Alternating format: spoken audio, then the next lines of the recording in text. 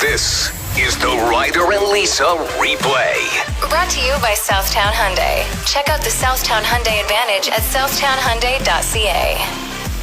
Prince Philip has been struggling. He is in hospital right now, but he is very much alive, which made the whoopsie-daisy from the Sydney Morning Herald fairly awkward as they accidentally published his obituary in the paper. So they have these ready to rock. Exactly. When and if. Yeah. And didn't mean to publish it, but... Whoops. So I thought, how crazy would it be to read your own obituary? Yeah. Or like to hear it? I've written one for you, even though you're alive and well. Let's just pretend, okay? Okay. Lisa Evans died doing what she loved, eating breadsticks while laying. She was thrilled to go before having to finish filing her taxes this year because she literally can't even right now. Where is my notice of assessment? Lisa leaves behind 2 smoke show sisters and a wonderful mother and a father who is said to be devastated about losing the occasional free golf Lisa had access to because of her D-list celebrity status. Lisa has also left behind a lot of candles, screen grabs of random dog paws, and way too many throw blankets that don't match anything. Lisa will be remembered for not giving people a firm answer when they're trying to arrange plans with her. Wow, this is so accurate. Losing all the 50-50s, and for being oddly upset whenever she finishes a show she likes. I Google things about the characters and the synopsis for days. I just lay in bed upset that it's over. Lisa was referred to as ma'am at the bar once by some women in their early 20s and has never fully recovered. Her legacy will live forever by listeners of her morning show on Play 107, where she often told stories of her personal life that most people wouldn't even write in a journal, let alone share on air with thousands of people. Like that time I used my thong as a hair elastic to puke.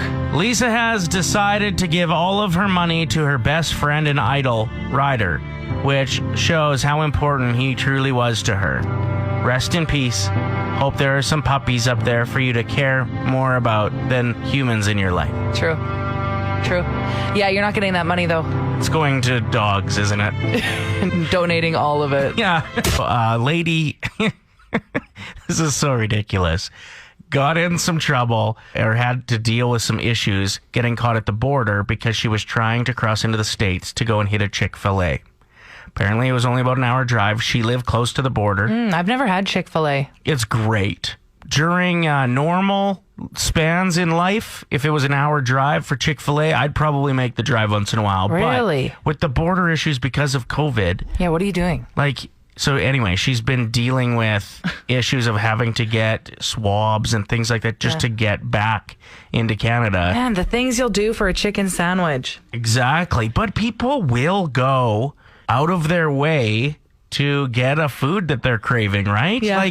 I think people do some extreme stuff. Oh, for sure. Like when I discovered the A&W breakfast sandwich, I showed up at 5:30, 6 a.m. After a night out. I slept at a friend's house and got up early to get home, and they weren't open yet, and I waited in the parking lot for an hour. I waited for them to open. It's a long hour. It was a painful hour. Was it worth it? It was so worth it. What extent did you go to for food? What crazy move did you make or long drive? 780-784-7107. Haley's is pretty wild. I don't even know if you can beat this. She says on the text line, packed a half-empty suitcase, went to the States because I wanted the shaped craft dinner, like cartoon themes. We occasionally carry those in Canada now. What? Yeah. So left room in her suitcase so she could bring back shapes.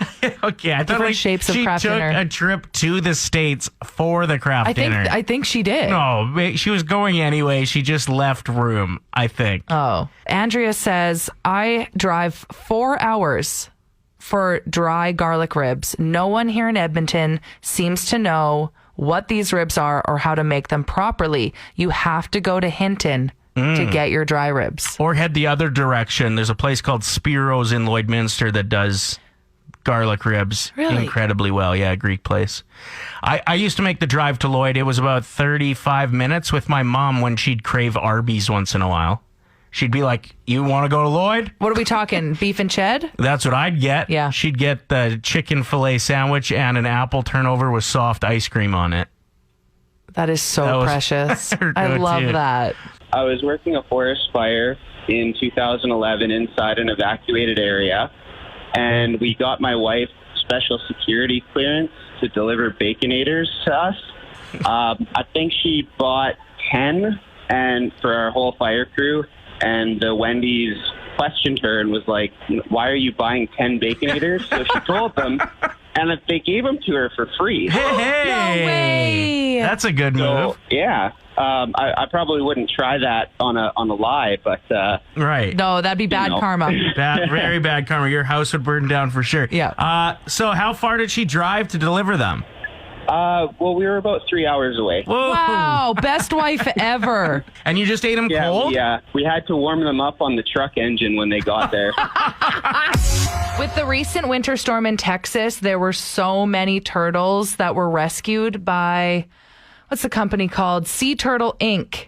Volunteers were staff members, community members, beach goers, wardens, and even nearby SpaceX rocket engineers. They brought in 5,000 turtles to this makeshift hospital. They were using kiddie pools to keep them warm and safe. Anyway, just 2 days ago, they released 2,200 of these turtles back into the Gulf of Mexico. And the video is so cute because they're on a boat, but then they made this little slide. And so they're taking them one at a time, and they're just going, wee, down the slide into the ocean. And I really hope that they were playing this song while doing it.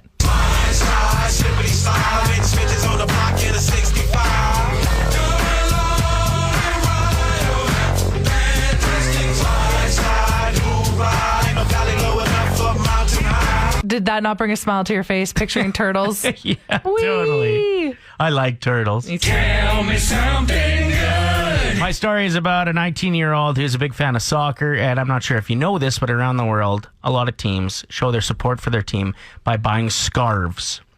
Scarves. It's a true story. Yeah, Okay. yeah. So, like, soccer teams will have team scarves. And then, like, at the games, people will hold them over their head. They'll wear them, whatever. So he wanted to start a collection. And so he posted on Reddit saying, hey, I'm Canadian. We don't have access to a lot of these scarves from around the world, but I do have access to a lot of maple syrup.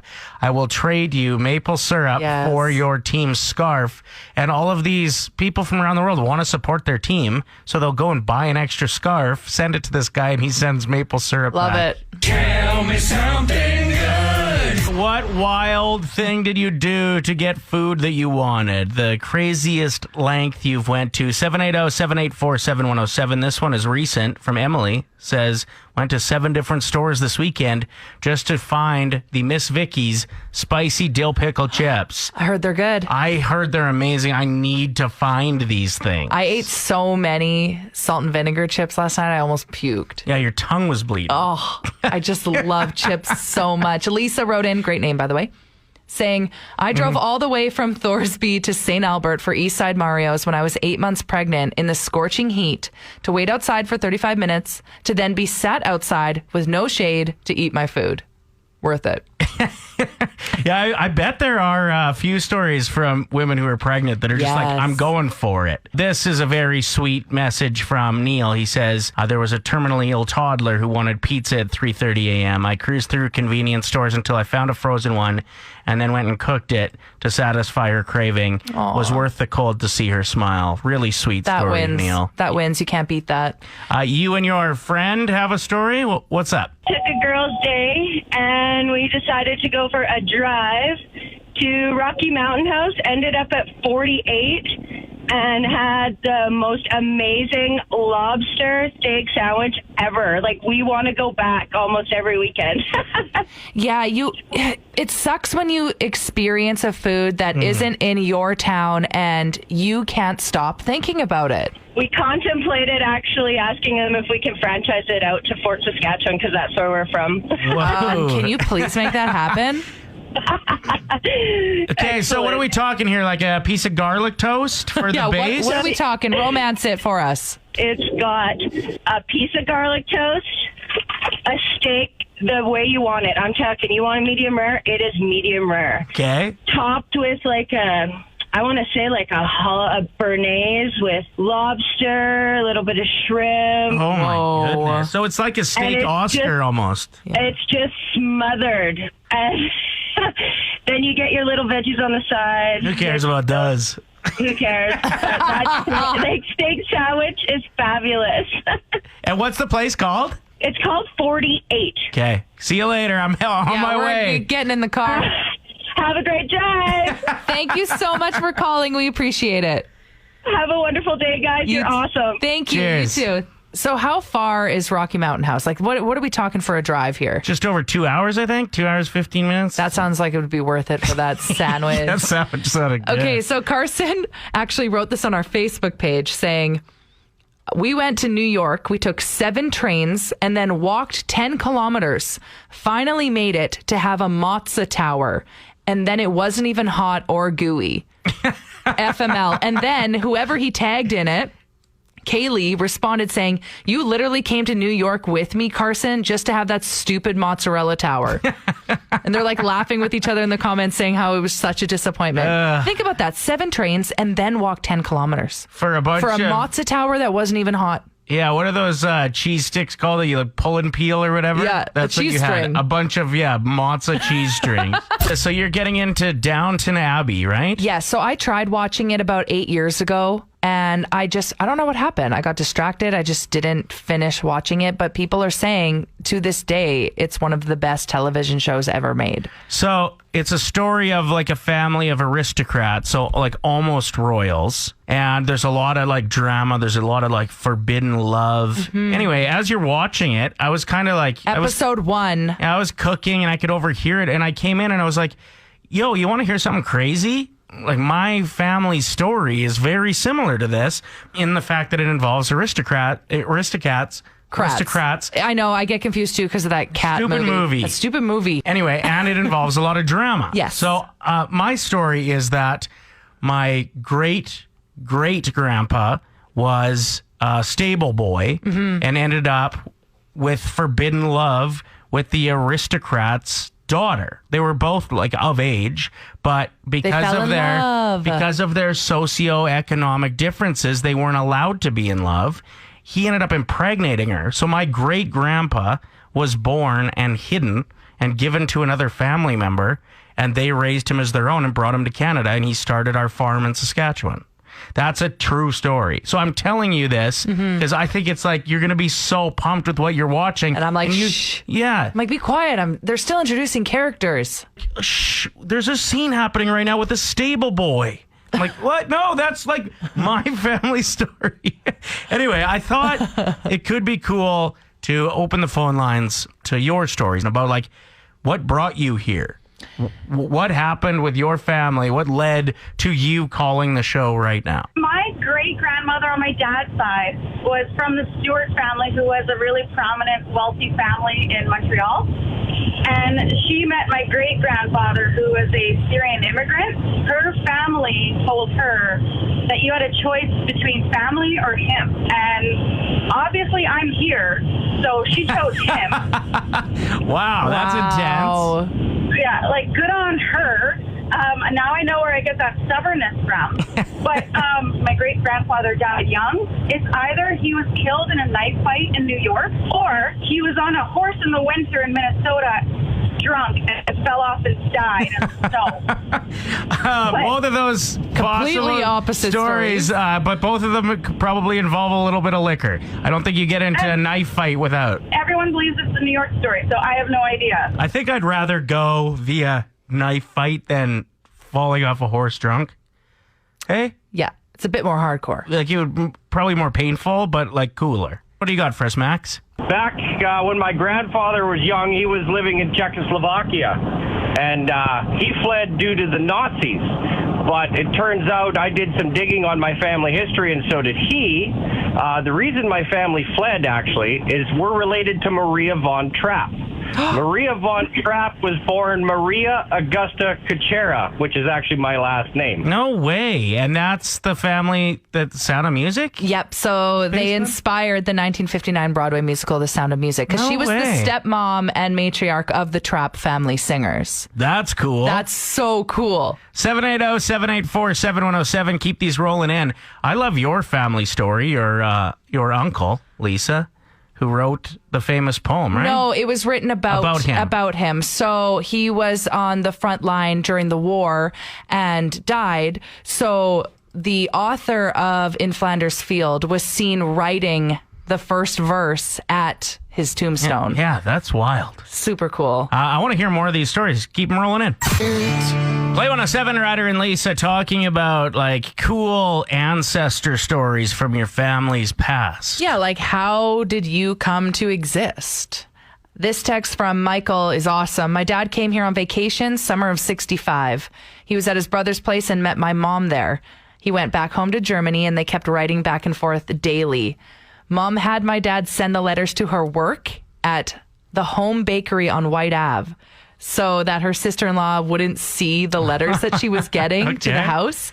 Didn't take long for him to decide to leave everything and fly to Canada. That was 55 years ago today. The smile on their faces of the picture of them at the Edmonton International Airport hasn't changed. Insane. And the fact that it's their anniversary today is really, really cool that we're talking about this. This text says, my grandfather's brother performed surgery on Al Capone. What? He said it was very intense. It was a heart surgery. Can you imagine how intense that would be? Like, if anything goes wrong. Yeah, you're donezo. You're gone. Whoa. This says, my great-grandfather was a coal miner from ages 8 to 38, survived multiple cave-ins. He was shot in the face with a bird shot when he was 10. Eventually had to have one of his lungs removed. He still lived to 102. Whoa. That's not something that happens anymore, I don't think. We're too soft now. We like messing with coworkers around here, and we got Johnny, the new guy, who is on After 10 just recently. Pretty good. So we sent him in with a fake commercial. It looks real. Mm-hmm. And he had to try to voice it with our producer. So there is a couple times where he's like talking to somebody else and you can't hear the other person. That would be the producer, Seth, who said this was way more painful than he could have ever imagined. He's like, I hope you enjoy this audio, pranksters, because it was painful for me. So it's about a watch that's for sale. And with St. Patrick's Day, why not make it an Irish wristwatch? Pick up the perfect St. Patrick's Day present for your partner from Prestige Jewelers on Prairie Pine Avenue. The Red Irish wristwatch. The Red Irish wristwatch, made famous by Saoirse Ronan's character in Wish Wash. Is Wish Wash a movie or a show? Okay. With exquisite men. Like, this is who, like... Okay, sorry. With exquisite swift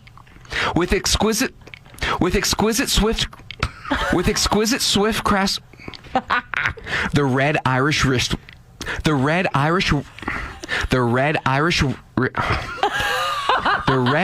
wristwatch, made famous by Saoirse Ronan's character in Wish Wash with exquisite Swiss craftsmanship, is now available with its patented flash message.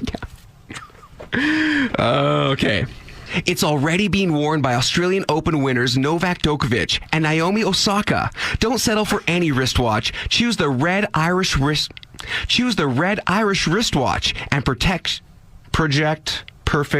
perfectibilism. What the f***?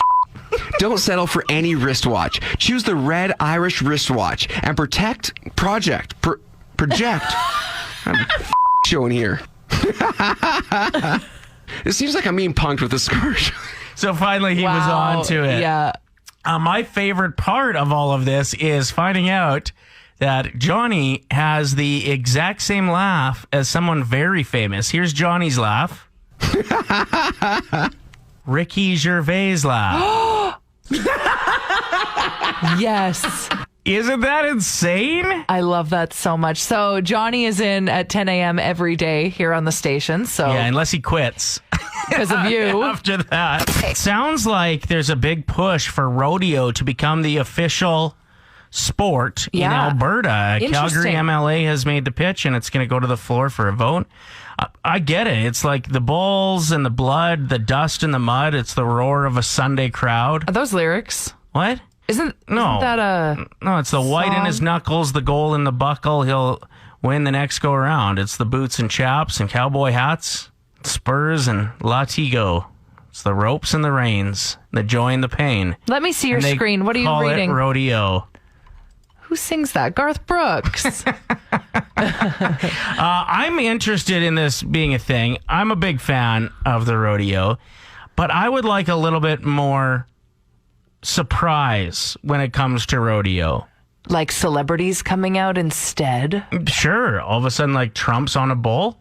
Who wouldn't want to watch that? Or even if you could surprise people with what animals were being used. Like, it's always the steers, and you feel bad that they're always being wrestled. So you want someone to be standing in there scared, but then you never know. It could just be like a cute little chicken that comes out. So it would be tough to rope a chicken.